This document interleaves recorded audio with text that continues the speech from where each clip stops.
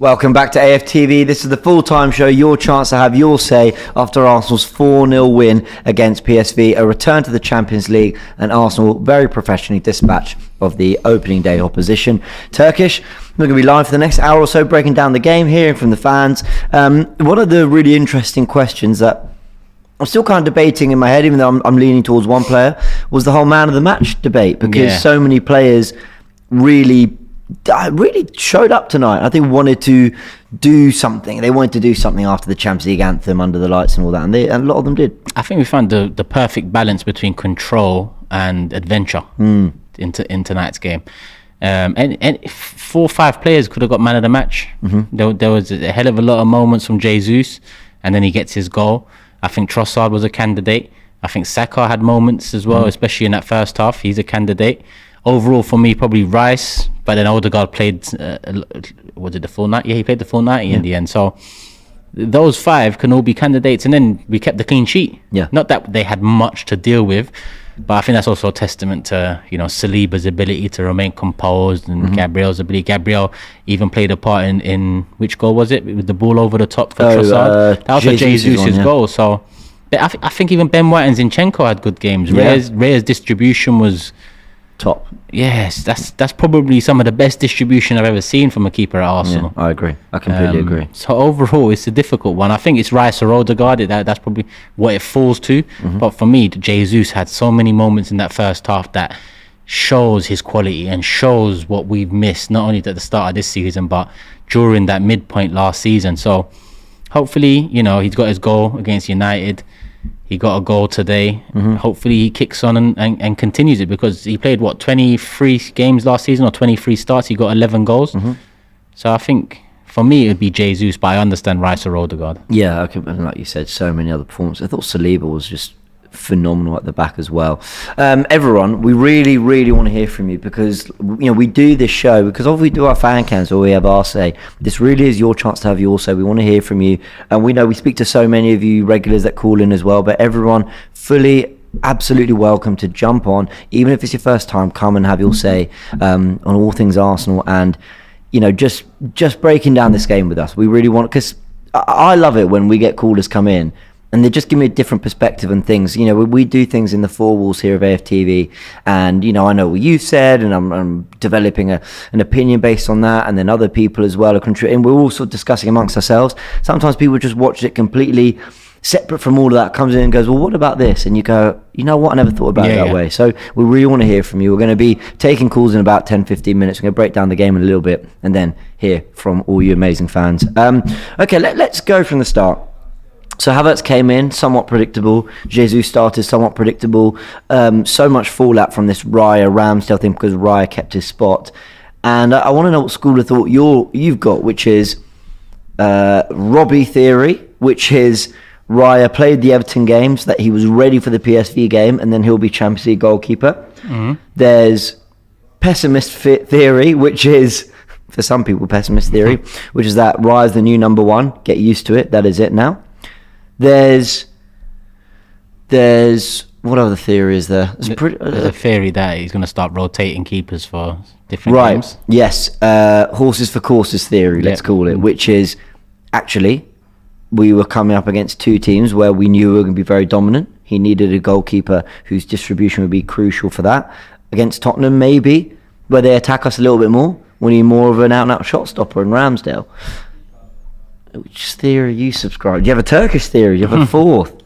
No, funnily enough, mine lies with the pessimist theory. No, I think Raya's our new number 1. I think, let's take Robbie's theory. I think it would have been a massive risk to bring in Raya against Everton just to warm him up for the PSV game, because arguably the Everton game is as, if not more important than the PSV one was. So I don't think that would have been a risk that Arteta would have taken. I honestly feel like, listen, initially all of us were shocked when the Raya links came about. A lot of us didn't believe it because we have Ramsdale, and we didn't think Ramsdale was going to be upgraded. Actually, big up Chris Hudson early on in Supporters Club in the summer. He actually said, I want another keeper. Really? Wow. That's all good, but I didn't think we'd go for that level of keeper.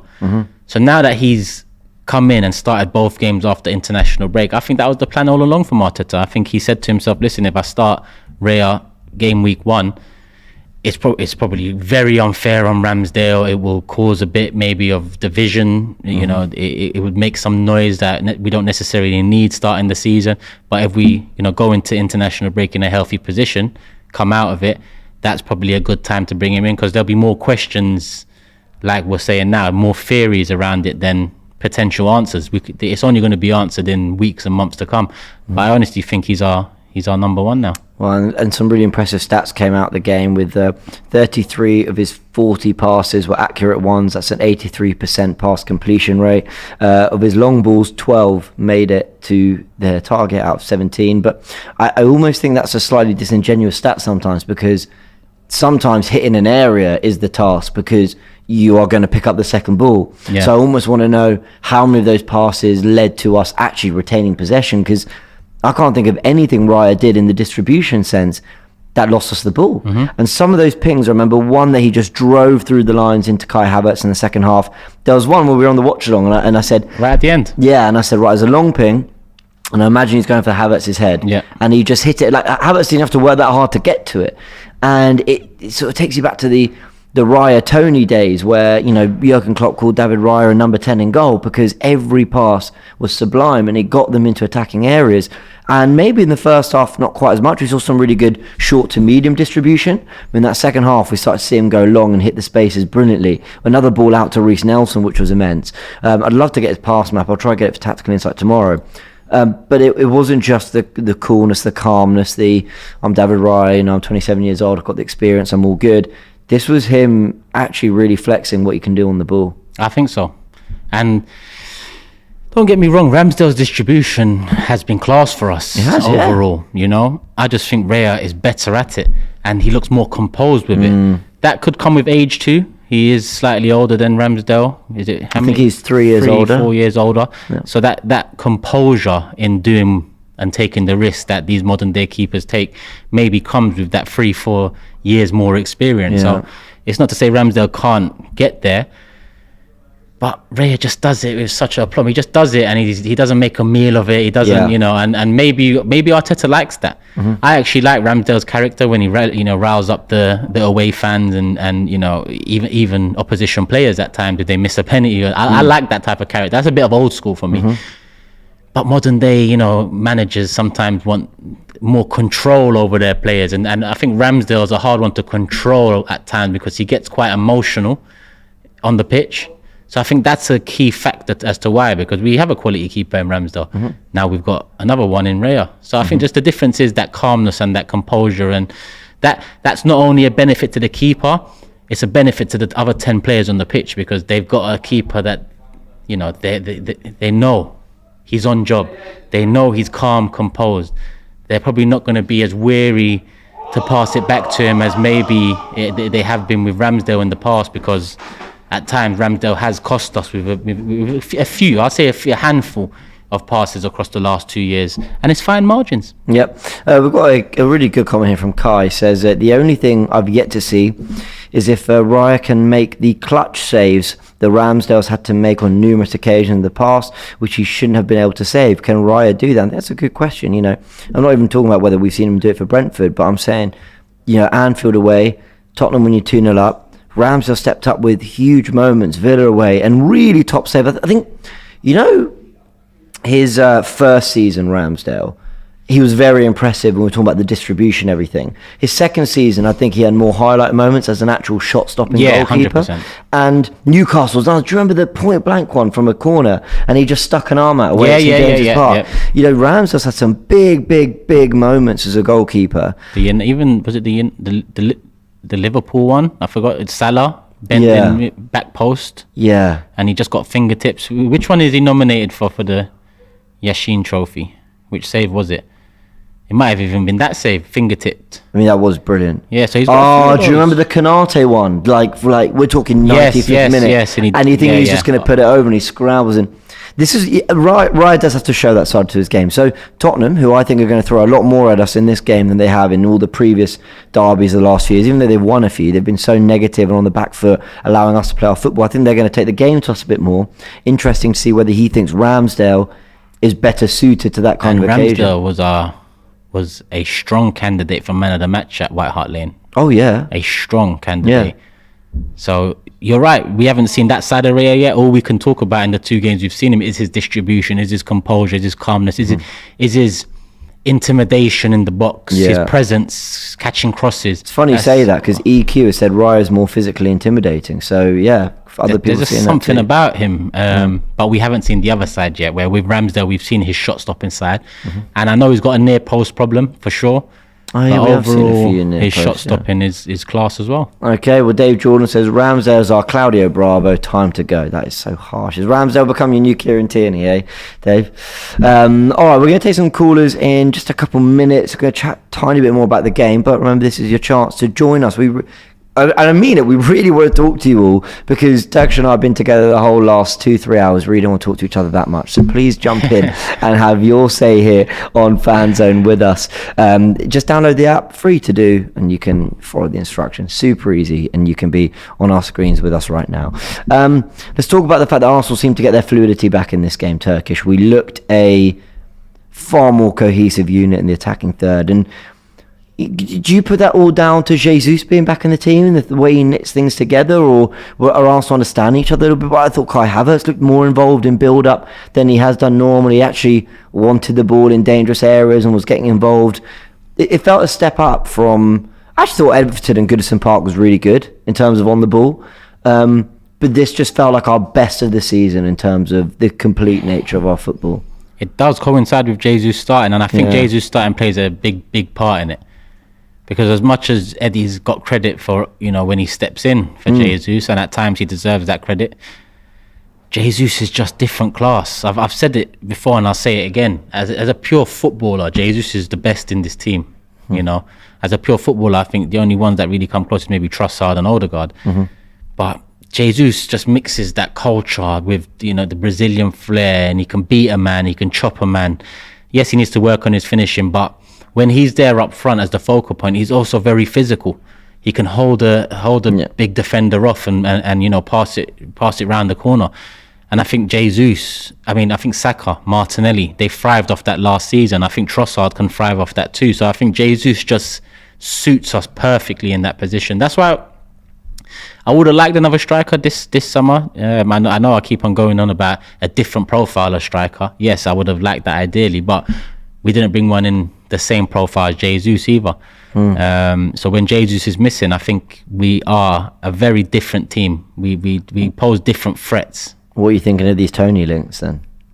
I'm not really I like Tony, and I think if he didn't get the ban, I would have wanted him this summer. Apparently for sure. Arsenal would have bid for him if he hadn't got the ban. Well, it's a shame. I just think January, depending on where we are in January, we'll take a look then. And if need be, we do it. But I'm looking at Evan Ferguson at the end of the year. I know it cost a lot of money, but we've started spending a lot of money. I know he's only young, but Jesus is quite young as well. So, Evan Ferguson would have that time to bleed in. And listen, people might say it's hype, but he showed flashes last season. He's shown the same, and a hat-trick against it's not a hat-trick against Luton, it's a hat-trick against Newcastle. And you ask yourself, can Jesus and Eddie score hat-tricks against the Newcastle or against the top 6, 7, 8 side? Probably not. Fair enough. We've got a super chat here from McLovin, who says, "Hi guys, I just wanted to let you know I completed my thesis on how AFTV has impacted modern mainstream media last week. Any jobs going?" Wow, a thesis on how AFTV has impacted modern mainstream media. I'd like to read that. In terms of jobs, LinkedIn is the best place to look. but yeah, do you think you're in it, Turkish? I'm just stuck on the McLovin. I want to watch Superbad now. I ain't seen that in quite a long time. It's been over 10 years. Fair enough. Simon says, the reason we looked better was PSV playing against us. No low block employed against us. My laptop nearly froze. They let us play. We will get the same on the weekend. Are Tottenham stylistically going to be quite similar to PSV in the fact they try to attack us? I don't know Postecoglou enough. No. Judging from what I've seen this season, I'd say he'll go in to try take something and go on the, not necessarily front foot, but it won't be a low block. But like I said, I can only go by what I've seen of him at Tottenham. And really that could potentially be foolish of him to do that.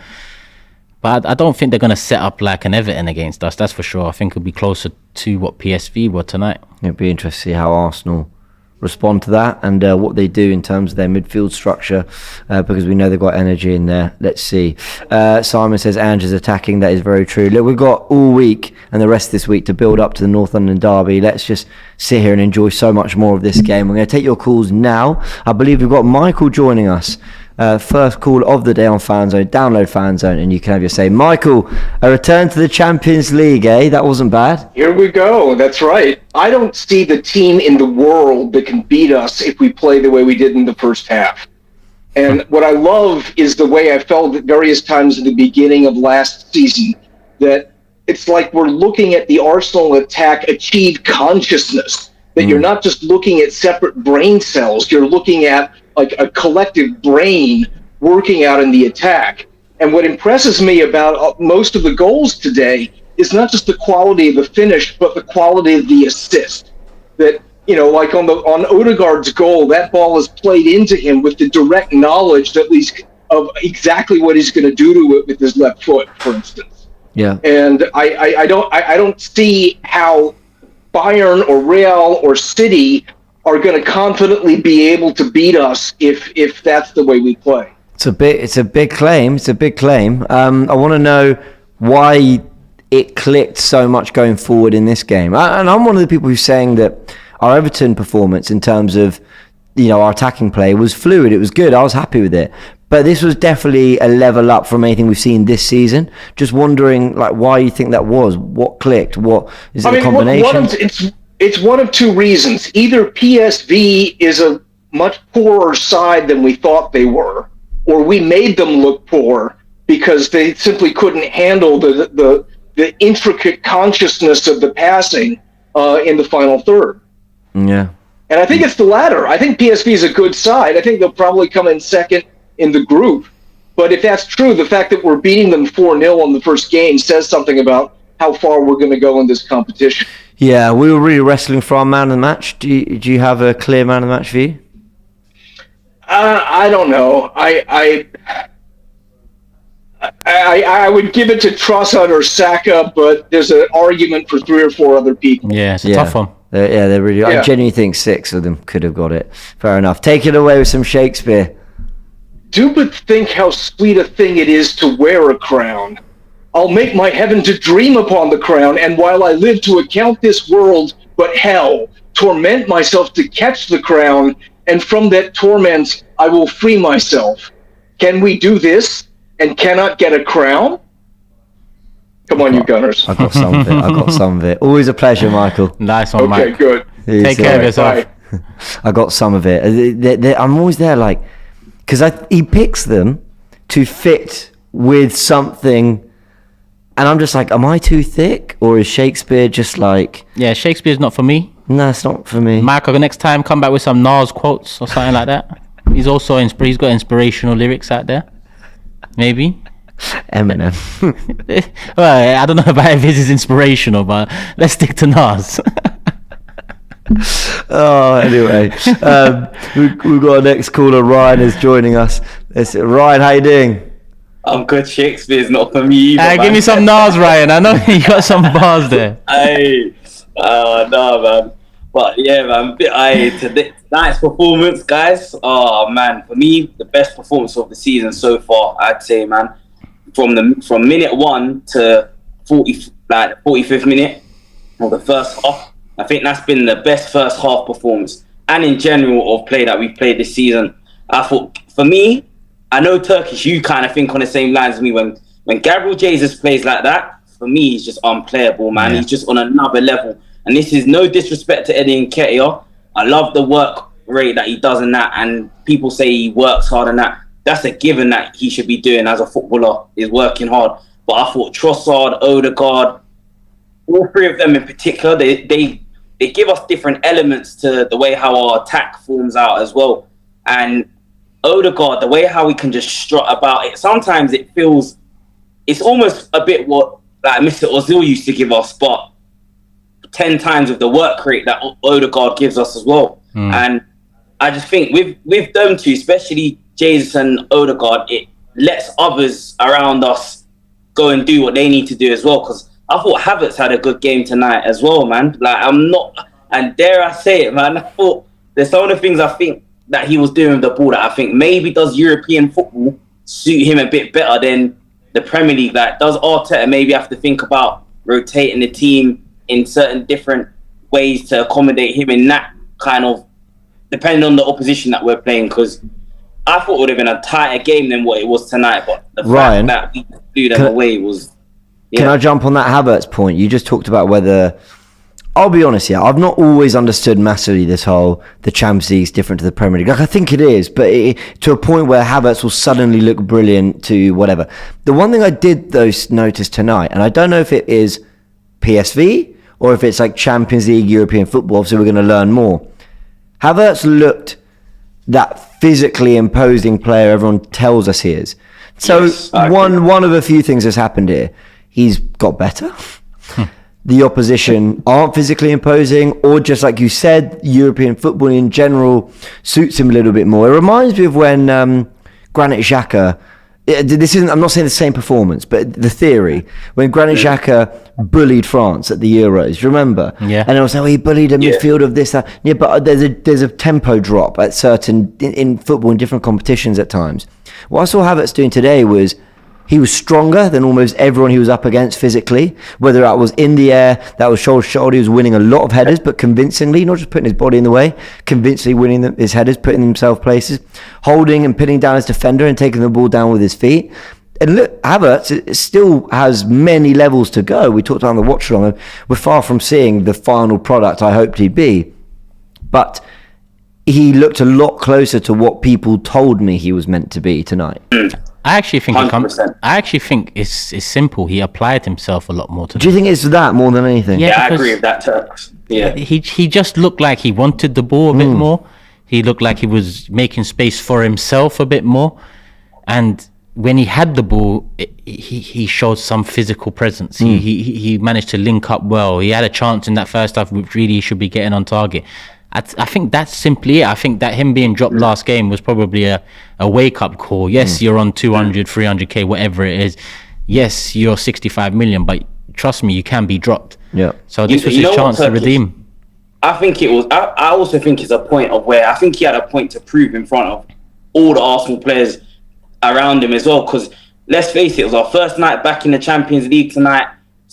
We've been out of the competition for about 7 seasons, so we needed to make a statement tonight. And it's when we've not only put Europe on alert tonight, for me, you're also sending a statement out to your rivals in the Premier League, because these are the levels of performances that we were doing last season, but obviously by Europa League, like we wasn't doing it in the Champions League. And I just think that Havertz knew that you've got Trossard, you're playing with the first team. Like we've got the strength and depth in our squad, and our bench now is so good that I think you take Havertz out and put a Smith Rowe or Fabio Vieira, which I wanted to see Fabio Vieira tonight over Havertz.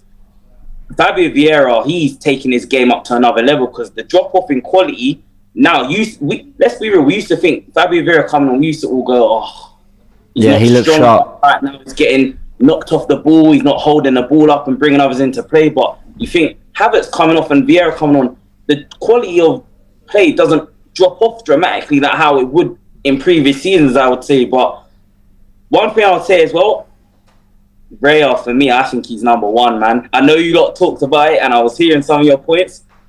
I want Ramsdale to start in the North London derby, though, because of his passion and everything. But if Mikel Arteta starts with David Raya, I wouldn't blame him, because for me, I just feel like Saliba and Gabriel feel a lot more comfortable with him behind, commanding his box. He looks a lot more comfortable with catching the ball from set pieces, corners, free kicks. I think for me, from what it looks like, he looks more physically intimidating. So it's like, it's very early. I know it's only 2 games, but we've got to see him a lot more. Ramsdale, you made a good point, James, when you guys were building up to the talking. Ramsdale made a lot of spectacular saves in his second season. The one at Anfield where the ball was literally behind him. I don't even know how he even saved it. we need to see to what you were saying, Turkish. We need to see that other side of David Raya. But for me, it looks good. He doesn't make. Ramsdale was making a lot of, even though we were wicked last season up until we fell off and we lost the league title. But Ramsdale made a lot of saves where he would save it and then he would drop the ball a few times, and then we let in a few goals. I thought to myself, Ramsdale, you got to be saving that, man. The Fulham one where we made a mistake. Was it the Bournemouth one where we conceded in like 30 or 40 seconds? And I think Raya's positioning is a lot better than Ramsdale, and I just don't think we're gonna concede as many goals with Raya in goal this season compared to if Ramsdale starts. But it's a good headache for Arteta to have, man. What can I say? Yeah, like, it's a good headache. I agree, Ryan. Ryan, always a pleasure chatting to you, mate. Oh, we beat Tottenham as well. Hey, absolutely. You know what? Yeah, go on. I just remembered as well, towards the end of last season, the Southampton one from Ramsdale was a big one. Yeah. But that Jared Bowen one against West Ham, and that was after Liverpool, where if we beat West Ham and we beat Southampton, the Liverpool draw doesn't look as damaging as it did in the end. Yeah, I agree. So I even forgot about that Jared Bowen one. I just remember when Ryan was talking, and Arteta probably looked at these things and said, all right, let me provide some competition or get a better keeper. You know, and this is so hard to quantify and measure, but like last season, and it wasn't just the running, this is probably from about February onwards, we looked really erratic at the back, really messy. You think of the goals we conceded at Brighton when we were 3-0 up, ended up winning 4-2, nearly 4-3 in the end of that game. You know, you think of the 3 against Brighton at home, actually. You think about Southampton, you think about West Ham from 2-0 up. You know, we looked at Bournemouth. There's actually loads of examples. Villa, the 4-2 win. There were lots of examples of Arsenal looking very erratic at the back. And one thing that might not be measurable by the stats is how much better is Raya at organising and keeping composure and leading what's in front of him, because they say that defences get a lot of confidence from what's behind them. Now, I don't think that's just, we got a good goalkeeper, that's great. I think that's also communication, told when to go, told when not, told to be in a high line, told who to pick up in the box. And when Arteta was talking in a press conference recently about how he said he thought about subbing goalkeepers mid-game, my theory, based on nothing but his quotes, is that he was talking about the Fulham game when we went 2-1 up, and he knew the only way back in for them here is set pieces and something like. And I think he thought Ryan might organise and get us through this a little bit better. Maybe I'm doing too much. Like maybe I'm way overthinking it. But when he gives us such a spanner of a quote like that, you almost got to think, well, what could possibly be the thinking? You almost got to think a little bit crazy. I think he throws things out there as well to just shut people up, journalists up. Oh, yeah, relax. Didn't he say something about... I remember when he said Emil Smith-Rowe can play up front. I remember he said Martinelli can play up front. And I don't think I've seen them up front since he said that.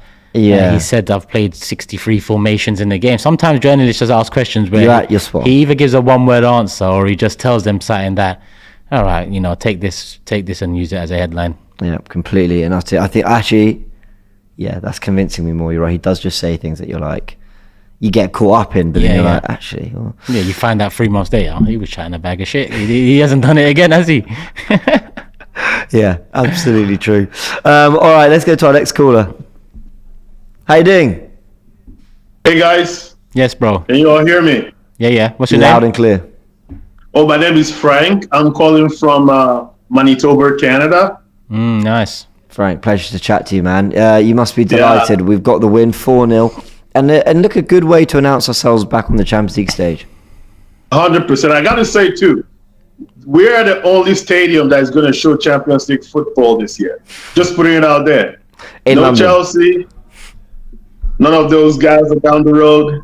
Yeah. So it's really awesome. It's really good to have bragging rights on that. It's been years we've had that, and it feels good to wear this badge and show that, yes, it's time for us. So it's very encouraging to see. I agree. I can't help but find it incredibly shameless of us when we do say it, but absolutely, enjoy it.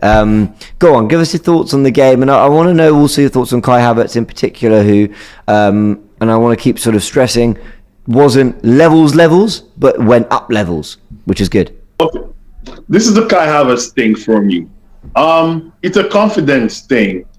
If you look at what he played in Leverkusen was different from what he played in Chelsea. So, we trying to know what his best position is what's going on. But he has to have the confidence for us to figure it out. And I think he's very low on confidence. A big example today in the game, first of all, he did well. This is his best game with us. But I still see some faults. So the first fault I see is he hides a little bit when it comes to give and go for the 1-2 passes. He gives it, but he doesn't go further to receive it later. He does it really safe. In terms of his physicality, I think PSV is less physical than all the teams in the Premier League. So he's able to outshine and show his 6'3" frame to, be the strongest in every duel and every battle. His long legs kind of play the role too. But at the same time, I think he still needs work in trying to get rid himself and be confident. The ball he squared to Jesus, he was supposed to shoot that ball. If he had confidence, I think he should have taken that himself. There's a lot of self-doubt. I think he needs a one-on-one coaching, maybe someone to put their hand around him and just talk more to him and remind him of his capabilities. Forget about the 65 million, forget about the 300K, however he makes. Just concentrate on the football that brought you here. So that's kind of my take on that. Yeah, agreed. He does have the attributes, Havertz. He's got, if you were building a footballer, physically, okay, maybe, I don't know, maybe a little bit more power in what he does, but generally, you're okay, cool. He's got a lot of what I'd want a midfielder to have. But you also need this and this. Yeah. I know. That's where what I'm saying. He has Do you think he's showing this? Do you think he's... Today he showed a bit of that. Bit of that by wanting the ball and putting himself in difficult situations in tight spaces. That's that essentially in football now, that's showing some sort of heart. I think he's he trying. kind of actually. Sorry guys, he kind of reminds me of Vieira last season. Remember whenever Vieira came in, he was very unsure. He was always hiding. But this season, I think he built his confidence up. He's asking for the ball. He's very integrated in our playing. He was unfortunate not to get the assist last game, because I think he played very well. Even today, when he came out, he was really, really a shining light. Yeah. Another person I was happy to see today was Smith Rowe. I think Smith Rowe should be given more minutes. I think he's ready for that. If you think about the fourth goal, it was actually his positioning with the ball that gave it to Reece Nelson to square to Odegaard. If he didn't do that, I don't think that goal would have happened. So I'm really, really happy to see that. Everyone who came in, substitutions were spot on, because I need all our best players well rested for Tottenham, which I think is going to be at least 5 goals. By the way, I'm putting it out there. We're going to score 5 goals. Wow. I don't know if it's going to be replied or not, but we're going to give Tottenham 5-1 or 5-0, one of them. Would you take that? Oh, yeah. I'll take that. And I'll tell you, if Havertz is to play in that game, Havertz is going to score. Bro, I've heard that last game and I heard that the game before. I said that against Fulham, someone's going to say it on the right game and he's going to score. And I told you. Yeah. But it's not about that first game he scores in. It's about what he does over the 38 games. And he needs to start doing more. Mm-hmm. Frank, absolute pleasure to chat to you, my friend. Thank you for joining us on FANZONE. Love, bro. Great job, guys. You guys make Arsenal a very better club, giving people like us a voice to come on here, different views, welcome everyone to be as different as possible. So I appreciate that. Thanks for having me on here today. That appreciate means those a lot. words, Thank you, Frank. Thank you. Frank, man. Come on. On what Frank was saying, Ibby's got super chat saying our front three each getting a goal and subbed off early was so good to see. They'll be more than eager to repeat it on Sunday. Odegaard is different class. And then he goes on to say, love seeing 5 subs and still looking a threat. We would agree with all of that. I think the subs and the use of our squad was top today. Now, apparently our next caller is from Australia. So, what time is it out there? How you doing? Welcome. How you going, guys? Go on, give us the time. I don't even want to know your name yet. I want to know the time. The time is 8 a.m. So the game kicks off around 5 here, Champions League games. It's a bit of a commitment. It's but it's all part of the fun. Yeah, Turkish, how would you do with the 5 a.m. start? Oh, you know me. You know me and early starts, bro. You'd be there at 4 a.m. ready to go. I've got no doubt. What is your name, mate? The name's Liam. Liam, Thanks pleasure for having to me on. Absolute pleasure, mate. I'll pick up quickly from where the last guy left off. I've been following Ange for quite a few years. He started off in the A League with Brisbane Roar and created kind of like a legacy. Now our football competition might not be the strongest in the world, but we followed him kind of when he went to Japan after he coached the national team, and then through to Celtic. And now's the first time I've had to like press the off button on the kind of emotional support we've been giving him. But I think a pattern for us, Arsenal last season at home is we tend to be a little bit leaky, and we can give chances to teams. And if we do this against Andrew's Tottenham, I think that I'm not feeling the 5-0, 5-1 right now. I think Mikel has to really do his homework on this game. I actually think today's game is a positive going into the weekend. Just getting the rhythm of controlling the game at home for 90 minutes, because I think Tottenham will come to attack us. They will bring the game to us, and they'll come to try and hurt us. They won't sit back in a low block. So we really need to be on job to control the game and not give anything away early. Does that suit us though? You know, because the one thing is, if Tottenham want to come punch for punch, do I think they can hurt us? Absolutely. Do I also think we're capable of missing a load of chances? Oh yes. Mm-hmm. We have players as well as they can finish. They're capable of that too. But I think a neutral who has no say in the fight says, "Oh, Tottenham, you want to go punch for punch with Arsenal? All right, good luck." Because no matter what, right, we have had more years of settling in this system. We have players that are more confident in front of goal. Yes, they're going through a resurgence, Tottenham, and I hate to say I've been very impressed by them when I watch them. But when it's stuck on you like that in a way that the other teams haven't, because Man United, let's face it, were crap when they faced them. And actually, when they did stick it on them the first 30 minutes... United should have scored. United should have been 2-3 in a lap. Yeah. So I do think there is something that... as good as Tottenham have been, I'm still in the camp that if we do our job, we win this game. And fairly comfortably, if we do our jobs, if we have the right mindset, if we have the professionalism we need to have, if we execute our game plan. That's a load of ifs, buts and maybes. But what I'm saying is, I think if Tottenham bring their A game, but we bring our A game, I'm not particularly worried. And I never normally talk about like this before a North London derby, but it's just because of the style matchups. I'd agree with that. I got the blessing of actually going to the North London derby last year. I was over in the UK.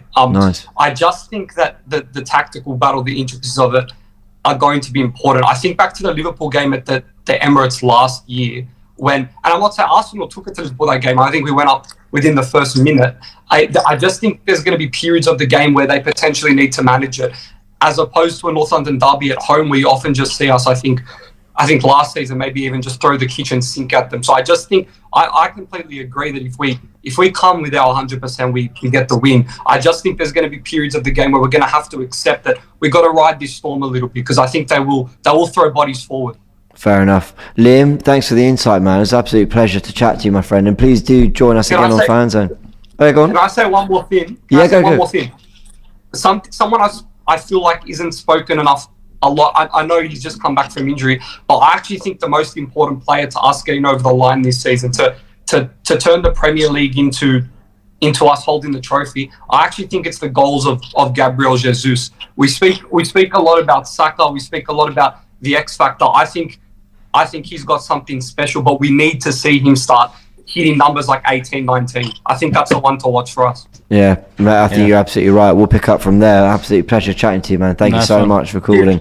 Enjoy your day as well. Up from 5 a.m. to watch the game. Fair play. He's right about Jesus. So I was wondering for his injury going into the season, the way he was playing against Barcelona, whether in that friendly, whether we could see Jesus elevate himself and have that burst in the way Luis Suarez did. And I know a lot of people will think that's crazy, because I think Suarez showed more signs that he could get to that kind of real hot goal scoring streak. Yeah. But if you're talking players, the way they like to play that striking position, I don't think they're that dissimilar. I think Jesus may be a bit better in the air, but Suarez was an utter nuisance with his frame and his body, twist and turn. I think they both have that skill. They like to ball carry, they like to come out into wide areas. Is that a wild comparison? I'm not saying he's as good as him, but I think it's quite wild. Do you? because I rate Suarez highly in strikers. No, I think he's one of the best the Premier League's ever seen. I think he's one of the best world football's ever seen. But do you think stylistically, There's similarities in styles for sure, but does Jesus play the position the way Suarez plays it? Suarez was lethal. That's the difference. He between wasn't the two. at first. Like, he was a bit at Ajax, and then at Liverpool, it was a bit stop-start. He had groomed moments, himself, yeah. and then he had just exploded. Funnily enough, we bid 40 million or £1, and he went, I think I'll just bang them in for Liverpool. Don't. I get there's similarities there for sure, but what he said about X Factor, I see Jesus as one of the X Factors we have. If you look at Manchester City, they have Haaland as an X Factor, De Bruyne as an X Factor. That is those are the two for me. Even Rodri last season turned out to be an X in that Champions League final, but overall, those two for me can pull something out of nothing, or grab a goal or an assist and win you the game when it doesn't look like it was going your way. I think Jesus is that for us in a different fashion, and I think we need one more. One more X factor in this side, because Jesus' inconsistencies with his injuries and whatnot, it has hurt us, it's hurt him. So another X factor into the side would be great. But Jesus, again, I agree with him, showed how important he is to us today. Yeah, completely agreed. Liam Becker says prime Suarez was different gravy. I agree. Look, I'm now worried I've done a Havertz Kaka moment. But I guess what I'm saying is I like to look for inspiration in terms of like what a player is now and what I hope, like what their attributes, what they do best can match up to. And I see a striker who likes to lead the line using his body, using his strength, even though he's not the tallest. He's got unreal skill, Jesus. Everything we're seeing on a pitch, like I think he's got even more to offer.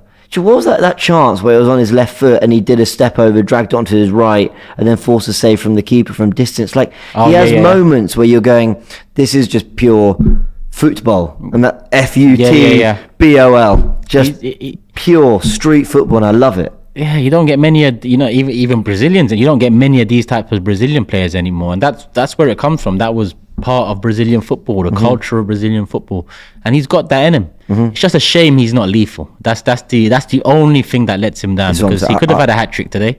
Yeah. But overall, because he does so much more work than just being in the box to finish chances, I give the benefit of doubt. Yeah, I think he's brilliant. I believe he can kick on, but that doesn't mean we don't need more or we don't need different profiles. But they're doing very well at the moment. Let's go to Javi, our next caller. Javi, good to see you, man. It's been a couple of weeks. How are you? Yeah, it's good to see you guys as well. And it has been a couple of weeks. I decided to give myself a break as well for the international break. So good to be back. I do not blame you at all. What's your big positive coming out of today? What for you is like the thing you're happiest about? I mean, I think it was the first both performance and a result that was indicative of what our expectations were for this season. Yeah, I agree with that. And one thing that I think has tremendous value is that 20 to 30 minutes left in the game, you're able to take off some key players.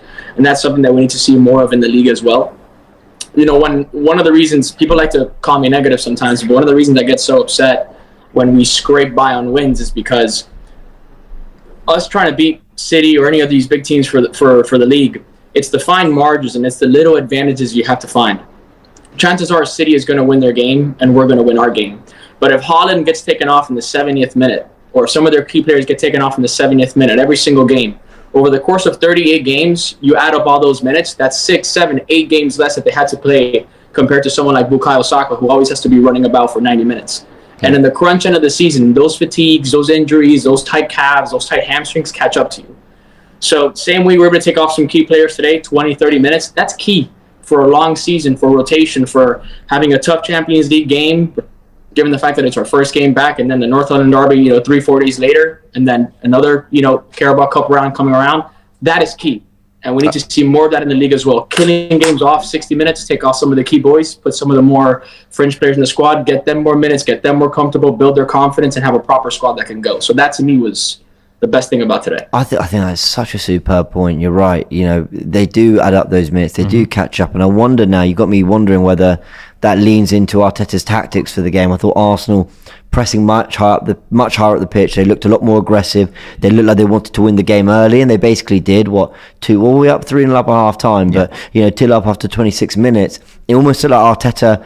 Partly, we kept saying, will Arteta have one eye on the North London derby going to this weekend? Maybe no in terms of the 11 he goes for and how strong he goes in terms of rotation. But maybe yes, tactically, in that he goes, guys, get this done inside an hour so that I can save some key players 30 minutes. He might not say it that way, but I just wonder whether that's in his mind.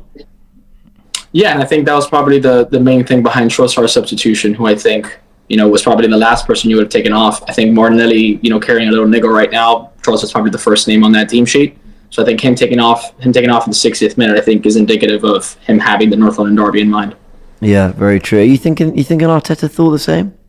Yeah, I mean, modern day football, and when you're competing with Pep, who knows how to rotate very well, he's the master of rotation. I can't lie. For somehow he manages to always have a player coming in fresh from February to the end of the season that plays a crucial part.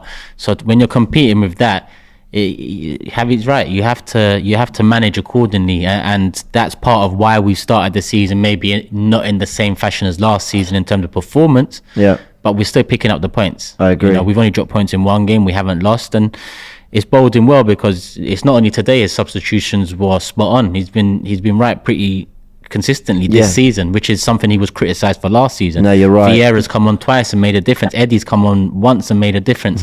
Trossard's come on and bagged the winner. So this season there's multiple examples of Arteta learning, evolving in the substitution department. I think that's a great point. I want to nick that for Tactical Insight tomorrow. Thank you very much. I want to ask you about Declan Rice, because he's just like, what's it they say, he's taken to it like a duck to water. He's taken to it like, I don't want an even better one. What is something that just so obviously, he's just rolled in. Like Toby with gummies. I mean, no, sorry, that's a bad example.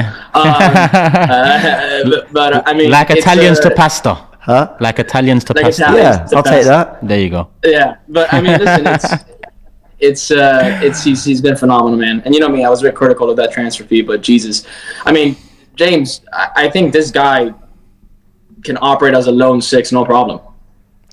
Problem. And he's having to, because Havertz and Odegaard go so far up the pitch hoping to pick up pockets that he's got to go, I'll have it, and if we lose it, I'll win it back. His ability to read when the ball is there to be won is like, I'm sitting there, I'm sometimes looking at it going, all right, get back into shape. He's going, I'm not getting back in shape, I'm going to get in that ball. And it's like, it's phenomenal how quickly he turns what was an attack that became defense back into attack again. What's so impressive is his ability to read when that big touch is coming. Yeah. He almost like he analyzes, and then as soon as a player takes that one big touch, and sort of, either create some space between him and the defender, or just on that turn, he has a way of just timing that big touch so well, and either getting that foot out. He almost every single one of his tackles is just a little bit of a lunge. He times it so well, so I think he's phenomenal in that department. But I think, if anything, as I've been beating on that drum for a long time, I think it opens up the possibility of finally being able to move on from a very injury-prone Thomas Partey, who, once again, another big game coming around, and he's not available. Yeah, we've talked about that a lot, me and you. Just very quickly, confident for the North London derby? I am. But I just got to say one thing. I mean, I think in terms of a performance or as a game overall for the neutral, it'll be the best North London derby that we've had for a while. Although home field advantage, I do think we will win it. I think replicating a victory in their ground this year is going to be difficult, though. But regarding this whole Raya Ramsdale situation, I'd like to throw my 2 pence at that. I do believe that Raya right now is slightly better, but he is 3 years older than Ramsdale. And keepers take a long time. They reach the prime much later in their careers compared to outfield players. So I'm all fine for Arteta being this revolutionary young manager who wants to treat the goalkeeper position like any other position. That's okay. But if it gets to the position where one of these guys ends up leaving, I don't want it to be Ramsdale, because I do believe that he probably has a higher ceiling, considering the fact that Raya has 3 extra years on him in terms of experience and game time. And for a goalkeeper, 3 years is massive. Yeah. So just keep that in mind when we think about the next 5 to 10 years of Arsenal Football Club, and not just 1 year or 2. Some fair points. Some really fair points. Javi, it's always a pleasure chatting to you, man. Thanks for joining us. Likewise, guys. Pleasure seeing you guys in a bit. That's a good way of looking at it. Yeah. but goalkeepers can play into their late 30s. So I don't think, to me, 3 years is not the decision maker in this conundrum. But do you think this day is coming for Arteta? I said when we signed Raya that I think he's got a year of enjoying having what is some of the most incredible goalkeeping depth in world football, in my opinion. But the day is coming where he's got to make a decision. I don't think he can shy away from that. And he's not going to be hoping for mistakes from anyone, but I think he's going to be hoping that one goalkeeper comes out as the clear winner here. Yeah, he's definitely going to hope that, because if that isn't the case, then maybe, listen, if there isn't one clear winner and it's a battle throughout the season, or Ramsdale takes it back, then Raya's only alone. So I guess that's some protection. I think once he's played a certain amount of games, it becomes permanent. Well, if he plays that certain amount of games, he's racking them up quickly. Yeah, then he'll be our number one. Arteta's trying to get that buy clause in early. At the end of the day, both keepers are quality. So I'm happy with whatever decision we make. I just want to see more Raya, because in the first 2 games I've seen him, I can see that in the distribution and composure and presence side of things, he beats Ramsdale on all fronts. Yeah. If he does that with shot stopping or even matches up, then I think the decision is not as hard as people want to make out. We've got a super chat here from Rye26. Says, Turkish and James, what do you think of the PSV wingers Bakayoko and Lang, as they're very direct and positive with taking on White and Zinni tonight? They was good. They were good. Lang in particular. So yeah, they're good. I mean, they've replaced, I think PSV have done well in replacing like the Gakpo, Simmons and so on. But Dutch teams tend to always have a good recruitment strategy and youth players coming through and all that. And who was it, Lang and Bakayoko? Did Bakayoko join them this summer as well? Or was he there last season? I don't even know. But they look good. They was confident, and there was a more an old school type of winger that gets the ball and runs at 1-2 defenders. Was Madueke at PSV? I think he was. Comments, let me know. I think he was, yeah, he might be. No, actually, is it PSV? I can't remember. Let us know in the comments. Was he a PSV player, Madueke? The one thing that's concerned me is that White and Zinni, while they ultimately came through those tough battles well and had plenty of joy in them, it looked a little ropey at times. Like the amount of times they were able to get their wingers one-on-one with our fullbacks. If it's Son and Kulusevski on the wings, if Richarlison starts at the top, it could be Solomon. I think they'll cause us some problems, Solomon. But like I said, plenty of time to preview. We've got about 10 minutes to go, everyone, so we're going to go through final calls and get your thoughts on the game. What's your name, my friend? Hello, Marty. Lovely to meet you, Marty. How you doing? Marty, sorry.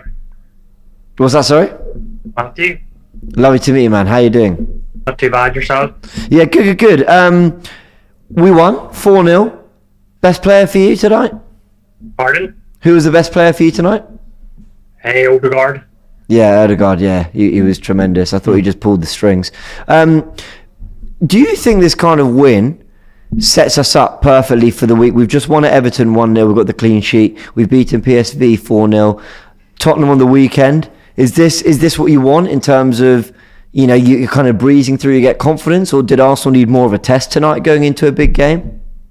No, I think this game sets up well with being at home and scoring 4 goals. Yeah. Having different goal scorers.